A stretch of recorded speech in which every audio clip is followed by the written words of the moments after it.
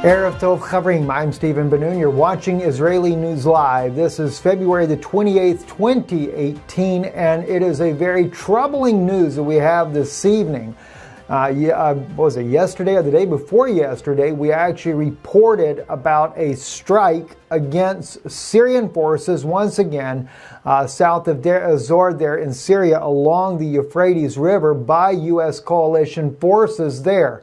Is an unconfirmed report, and we had seen this on private sources as well as Amman News had been reporting this.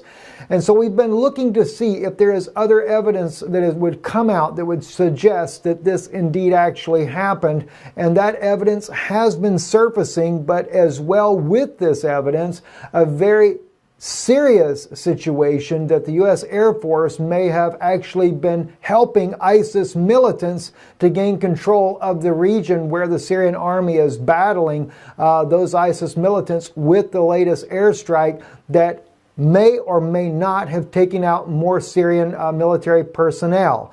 Let's get right into it right here. This here is on samlatouch.overblog.com. U.S. continues shelling of Syrian government forces. They brought their article out on the 27th. The article does go into the things that we were sharing with you. It says here, according to sources, fighter planes shelled army positions at the northern entrance of Deir ez-Zor town near Al-Saliyeh settlement, adding that the Syrian air defense units opened fire on U.S. fighter jets. Officials in Damascus and Washington have not yet commented on the incident. Other sources who preferred to remain anonymous said that pro-government forces have captured 22 areas in an attempt to recover energy resources in rebel-held areas in Deir ez-Zor province, but have had to retreat after the strong U.S. airstrikes. A media reported earlier this month that a U.S. Army attack drone had destroyed a Syrian army tank east of Deir ez-Zor, becoming the second raid in a week's time. The U.S. Air Force on the Syrian army, launched an attack on the Syrian army. Reuters' Arabic language website quotes a U.S. official who reports that a U.S.-based MQ-9 drone destroyed a Russian T-72 tank from the Syrian army in Deir ez-Zor. Now, it's going to get a little bit more serious, friends. We were able to, from Ali Saeed, he shared this particular video footage that allegedly shows the missile air defense system going off to intercept or try to intercept U.S. planes overhead that were dropping the bombs. Now, we did find one video out there that was showing the area being bombed. It was in the daytime, so we knew that this was not accurate from what we're seeing, because we know that this alleged incident did happen at nighttime. All right, but I want to continue on as well. The Syrian Observatory for Human Rights, their paper coming out on the 28th as well today, they also, speaking about an international coalition warplanes commit a new massacre in East Deir ez-Zor and killed 22 people, mostly women and children. They're not acknowledging the deaths of the Syrian Arab military in this particular article here, but they do mention the deaths of civilians as a result of that.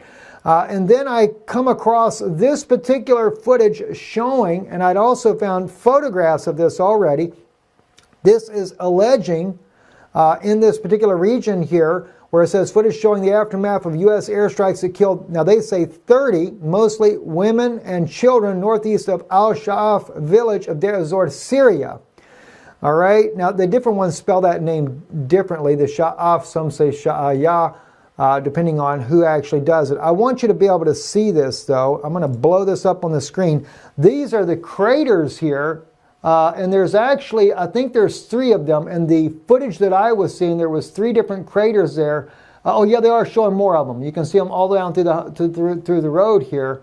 Massive craters in the street. When I first began to see these craters, because I couldn't imagine what type of ordnance would be doing this type of massive craters. But I'm sure those of you that have been in the military and actually have seen in action, you know what type of craters could actually, what type of bombs could actually make this type of craters. But when I first saw it, I thought, okay, what type of ordnance would we be using for the U.S. military that would leave this type of craters in there, So I did a little research, and of course I came across the JDAM, the bomb here, which also can be a guided bomb that can be used by the United States Air Force. And sure enough, it makes a blast, kind of like this one right here. Unbelievable. Look at that. I mean, this is a building and concrete flying up into the air. It looks like, who knows, maybe about 60 feet up into the air, at least. Huge concrete structure flying up into the air. And of course, let me back up just for a second here, give you a better idea. This is U.S. military personnel sitting here in the ditch here with his M16, and this is just showing you how big of a crater that rascal can make. And sure enough, that's the type of craters we're seeing there inside of Syria. So it is consistent with what we're seeing there. So I can see that, the video that they're showing there may very well be exactly what they're showing on there, may be very well exactly those very craters there. And again, so I'll show you these craters here and just the massive size they are. But here comes the troubling issue, guys. The troubling issue is not so much that America used the JDAMs in there, but what is going on in the aftermath of these bombs being dropped here. Now this is on the live view map that we can see.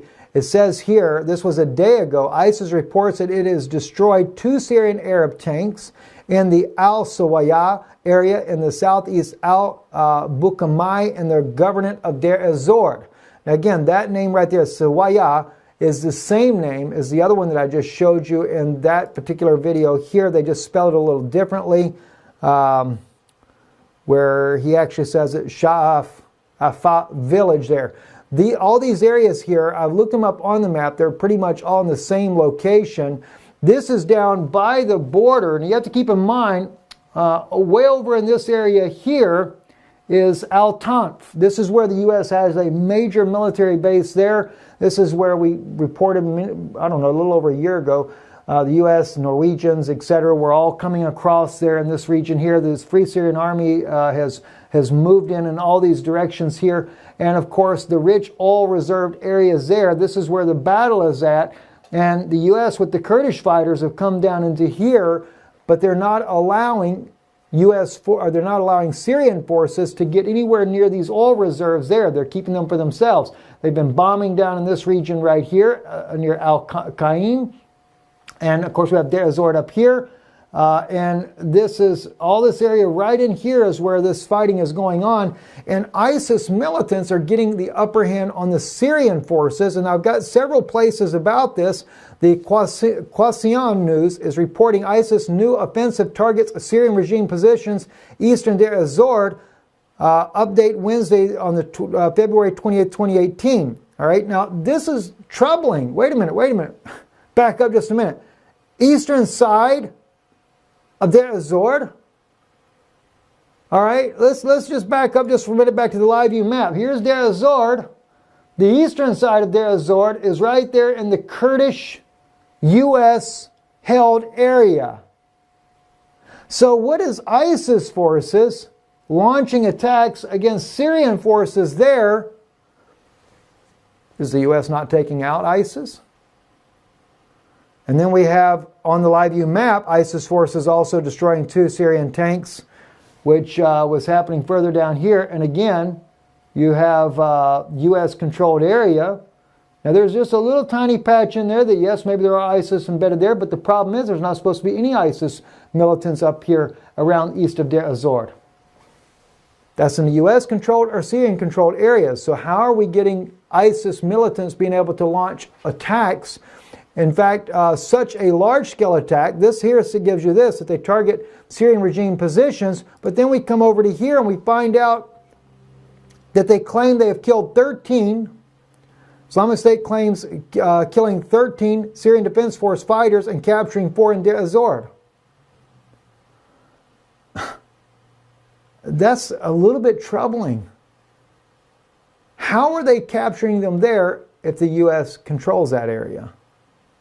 And then if the U.S. is bombing the Syrian forces, as it has been alleged in several news outlets already that we've already been sharing with you, What's going on? I mean, this is really troubling, friends. It's troubling for me. You know, I know that President Trump said that Obama created ISIS.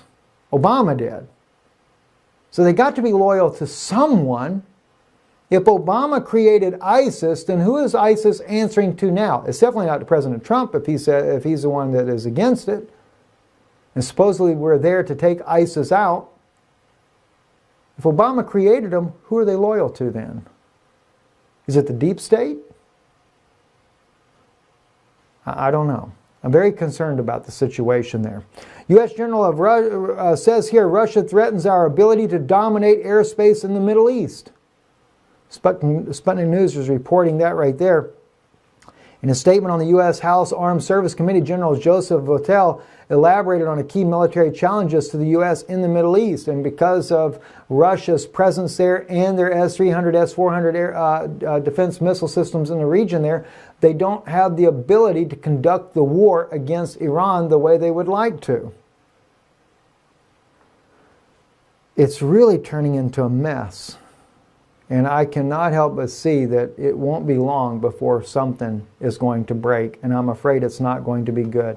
Neither for the Russians, the Syrians, nor our American servicemen that are trying to fight over there as well, and all the others that are involved in these battles here. Is going to end up very bloody in the very near future. That's what concerns me. Putin says shelling from East Ghouta, which hit Russian embassy in Syria, won't be tolerated forever. So now the Russian embassy has been hit by the continued shelling of those militants in East Ghouta. And speaking of that, let me just quickly, I want to show you something. They talk about the civilian casualties there in East Ghouta, and I want to show something to you that the news will not show to you. So we'll bring this up real quick if I can show that. They are, in East Ghouta, the militants have imprisoned the women over there, and I have watched where they're driving them through the streets. I want to just see if I can pull any of this up real quick for you so you can see this. They're really trying to keep all this kind of down, but the actual information that I saw myself was very troubling indeed, and showing these women and men both in cages, imprisoning them, taking them around East Ghouta, leaving them in harm's way to become victims to the bombing of the Syrian government and the Russian government there inside of East Ghouta, only to help bring more attention to, here we go, right here. EraseTheFuture.com. Well, they don't show the picture when you actually click on the article. I forgot all about that there. But so let me just blow this up for you so you can see this a little bit better here. There are videos of this as well, and you have to really get it big so you guys can see that on the screen here. So let me kind of, all right, all these here are Islamic women or Muslim women that are there in cages. There were several trucks driving around in East Ghouta with these cages in the back, full of their prisoners there. And also the stories that are coming out that they will not allow civilians to leave East Ghouta. They want the death toll to rise. They're putting them like this in cages, leaving them out to be targets for the Russian and Syrian government there, so that when they die, then they can rush the white helmets in and make it look like it's worse than what it really is. And this is the type of things that is going on over and over and over in East Ghouta, while mainstream media makes it look like, that all the evil regime and the Russians, and granted, I know there's people that are dying there, and I hate to see that regardless, but to see what they're doing, here we go right here. Here's a video of it. Just another one. Different women all together in this truck here, and then they have in this one here, they're going to have men in this particular one here. If the video will play that for you guys there.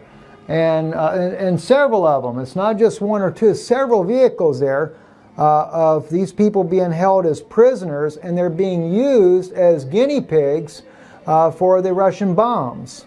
So very troubling indeed in East Ghouta right now that they are keeping the people in prison and using them as human shields or as targets while they continue to lob attacks against Damascus. So it looks like to me that we're really about to see a very serious situation happen there, and it's just not getting any better. I'm Stephen Ben-Nun. You're watching Israeli News Live. Erev Tov.